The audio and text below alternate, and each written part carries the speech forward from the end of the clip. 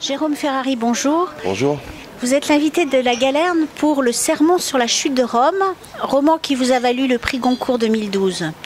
Et vous enseignez la philosophie, ce qui a aussi son importance. Le titre de votre livre est celui d'un sermon de Saint-Augustin, et la chute que vous racontez n'est pas celle d'un empire, mais celle d'un bar d'un village corse.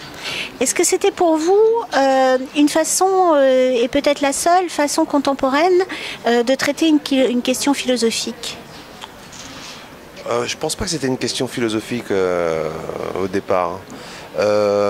Je suis pas sûr que la philosophie ait le privilège de poser des questions. Et puis, je suis pas sûr non plus qu'une question soit immédiatement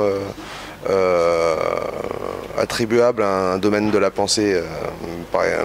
S'il y a bien une question à laquelle essaye de répondre le roman, c'est qu'est-ce qu'un monde, qui a l'air d'être une question philosophique, mais c'est pas sûr que c'en soit une. Il me semble qu'on peut considérer aussi qu'il y a des tas de romans qui essaient de répondre à la question de manière purement romanesque. Et pour la deuxième partie de votre question, j'avais pas de préoccupation contemporaine dans l'écriture du roman. Ce qui m'intéressait justement, c'était les choses intangibles.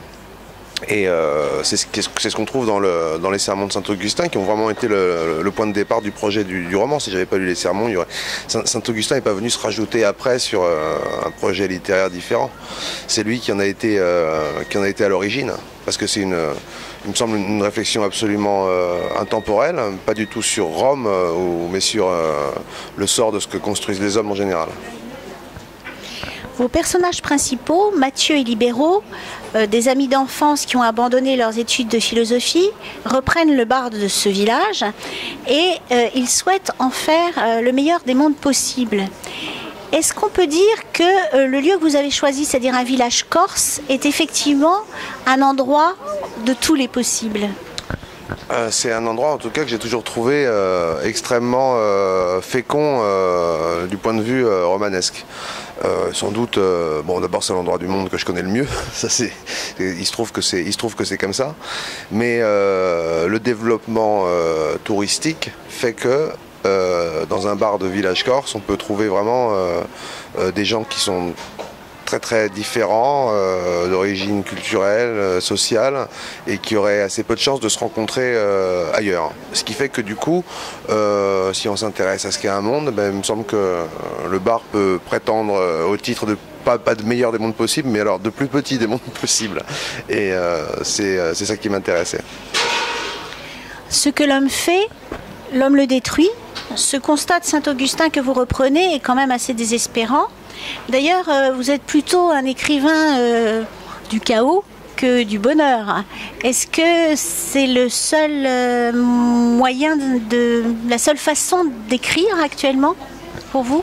J'ai pas la prétention que ma manière d'écrire est la seule façon d'écrire, mais je ne perçois pas. Parce que ce que dit Saint-Augustin, il y a deux manières de le percevoir. On peut percevoir ça comme désespéré, mais on peut aussi, et ça m'intéresse plus, percevoir ça comme un lieu commun. Un lieu commun pas très facile à digérer, mais un lieu commun quand même. Moi, ce qui m'intéresse beaucoup justement, c'est qu'il ne fait que rappeler des choses que tout le monde est censé savoir. Il n'y a rien de bouleversant de nouveauté, et que tout le monde a beaucoup de mal à supporter, tout en le sachant de manière superficielle. Et il n'y a pas de volonté chaotique ou pessimiste de ma part là-dedans.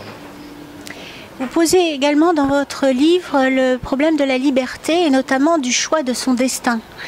Et il apparaît en voyant celui de vos personnages que ce choix serait quand même assez illusoire.